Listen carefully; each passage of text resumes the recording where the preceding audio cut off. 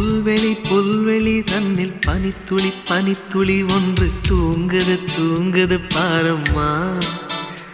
அதை சூரியன் சூரியன் வந்து செல்லமாய் செல்லமாய் கிள்ளி எழுப்புது எழுப்புது ஏனம்மா.